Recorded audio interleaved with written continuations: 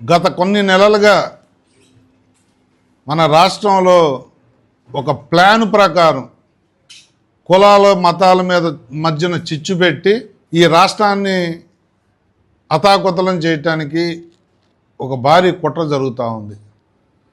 దానికి కొంతమందిని సెలెక్ట్ చేసుకుని పెయిడ్ ఆర్టిస్టులుగా తాడేపల్లి ప్యాలెస్ నుంచి డబ్బు పంపిస్తూ కొంతమందిని సెలెక్ట్ చేసుకుని మతాల మీద కులాల మీద మాట్లాడించి తప్పులు మాట్లాడించి మళ్ళీ వాళ్ళు తప్పు చేసిన దానికి అరెస్ట్ అయితే ఇది ప్రభుత్వం తప్పుగా సృష్టించి ఇది ఒక మతం మీద దాడి, ఒక కులం మీద దాడి అనే విధంగా తీసుకెళ్ళి ఈ రాష్ట్రాన్ని కులాల మతాల మధ్యలో ఆ గ్యాప్ పెంచే కార్యక్రమం ప్రతిపక్ష పార్టీ అనాలా లేకపోతే ప్రజలు తిరస్కరించిన పార్టీ అనాలా?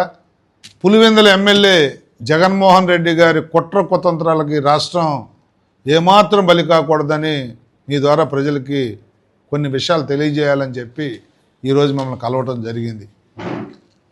మరి గత కొంతకాలంగా ముందు విజయవాడలో ఓ రౌడీ షీటర్ సాయి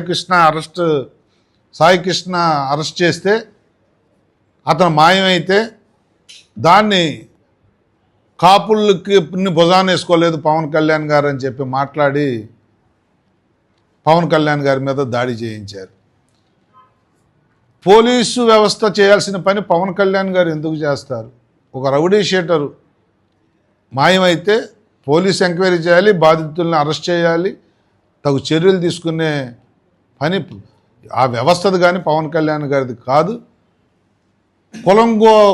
కులంలో క్రిమినల్స్ ఉన్నా కులం మతాన్ని బట్టి మేము వెళ్ళాం, తప్పు చేసిన వాళ్ళు అనుభవించాల్సిందే అని ఆయన చెబితే ఈయనకి కులం అంటే లెక్కలేదు, కులం అంటే అభిమానం లేదని చెప్పి కొన్నాళ్ళు తీసుకెళ్లారు. ప్రజలకి పవన్ కళ్యాణ్ గారు కాకినాడలో కానీ అమరావతిలో కానీ 2-3 మీటింగుల్లో క్లారిటీగా మాట్లాడిన తర్వాత రాష్ట్ర ప్రజలకు అర్థమైంది.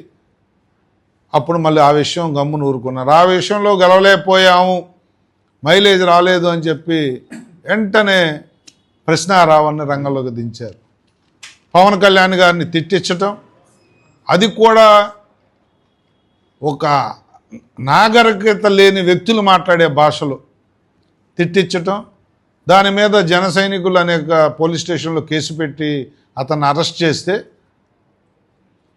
క్రైస్తవులకు అన్యాయం జరుగుతుంది, ఆ మతానికి అన్యాయం జరుగుతుంది అన్నట్టుగా ఒక వ్యక్తి తప్పు చేసిన వ్యక్తిని వేస్తే మతానికి చుట్టేయాలని ప్రయత్నం.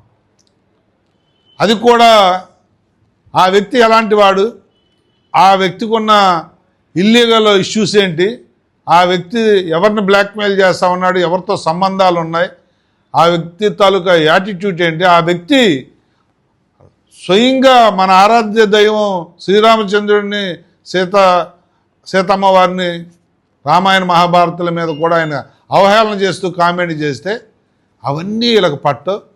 కేవలం రాజకీయ లబ్ధి కోసం తప్ప ఈ రాష్ట్ర దేశ సంస్కృతి మీద సాంప్రదాయాల మీద దేవుళ్ళ మీద నమ్మకం లేకుండా వీళ్ళు వెళ్తున్న విధానాన్ని తీవ్రంగా ఖండిస్తా ఉన్నాం. వీళ్ళందరికీ తోడు ఆయన అరెస్ట్ చేయగానే జడ శ్రావణ్ కుమార్ అని ఆయన బయలుదేరుతాడు. ఆయన ఒక పెయిడ్ ఆర్టిస్టు. ఆయన బయలుదేరి ఇష్టం వచ్చినట్టుగా మాట్లాడుతుంటాడు. ఆయన్నేం అనకూడదు, ఎందుకంటే ఆయన మతం మీద దాడి చేసినట్టు. అలాగే ప్రశ్నారావుని అరెస్ట్ చేయగానే ప్రకాష్ రాజ్ బయలుదేరుతారు.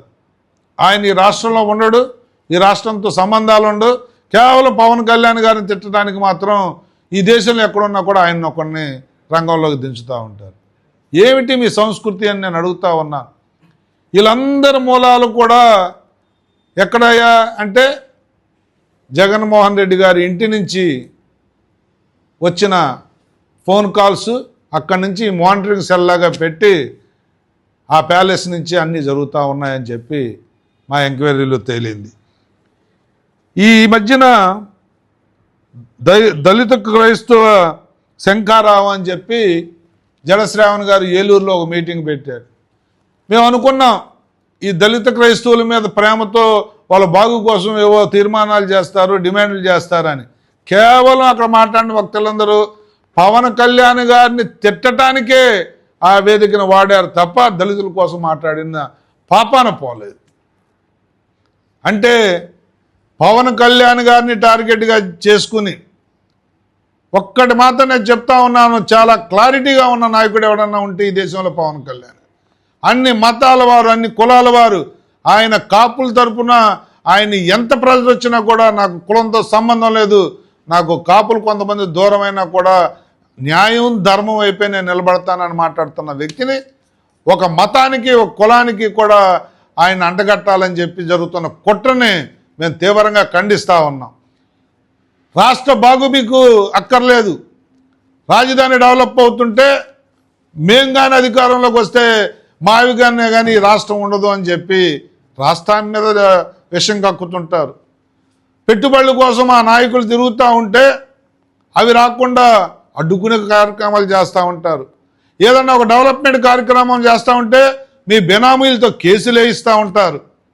ఒక మంచి కార్యక్రమం చేస్తుంటే దాన్ని సీరియస్నెస్ తగ్గించడం కోసం మావిగాన్ని అంటారు, కుల కుట్రలు చేస్తారు, మత కుట్రలు చేస్తారు. ఈ దేశాన్ని ఈ రాష్ట్రాన్ని ఎక్కడికి తీసుకెళ్లాలనుకుంటున్నారో ఒక్కసారి గమనించమని చెప్పి నేను కోరుతా ఉన్నా. ఇన్ని దుర్మార్గమైన కుట్రలు కుతంత్రాలు చేస్తూ మొన్న జడశ్రావణ్ కుమార్ అంటా ఉన్నాడు, జగన్మోహన్ రెడ్డి గారిని ఇబ్బంది పెట్టడం కోసం నేను 25 కోట్లు ఖర్చు పెట్టాను అదేదో చెప్పి మాట్లాడుతూ ఉన్నారు. నేను డిమాండ్ చేస్తూ ఉన్నా, ఒక చెట్టు కింద ప్లేటర్కి 25 కోట్లు ఎక్కడి నుంచి వచ్చాయి? ఇప్పుడు మాట్లాడుతున్న దానికి ఈ కేసులు ఫేస్ చేయడానికి ఇప్పుడు వీళ్ళందరికీ కూడా ఇలా బ్యాంకు బ్యాలెన్సులు కానీ ఇలా ఫైనాన్షియల్ ఇది కానీ పెరగటానికి ఎక్కడి నుంచి వీళ్ళకి డబ్బులు అందుతున్నాయి?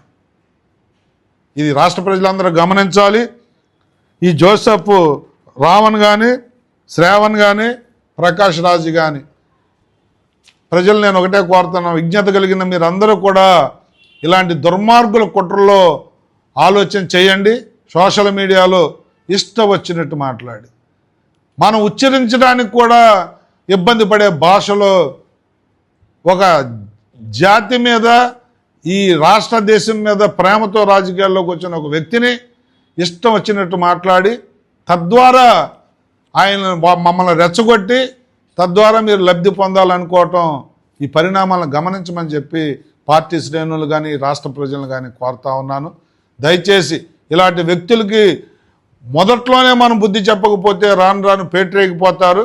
ఈ వైసీపీ కుట్రల కుతంత్రాలని ప్రతి వ్యక్తి కూడా ఈ రాష్ట్రంలో ఖండించాలని చెప్పి కోరుకుంటూ ఇది గమనించాలి. ఈ కుట్రల వెనక ఎవరున్నారు, మూలాలు ఎక్కడున్నాయి, ఎవరికి సమర్థిస్తూ ఉన్నారు?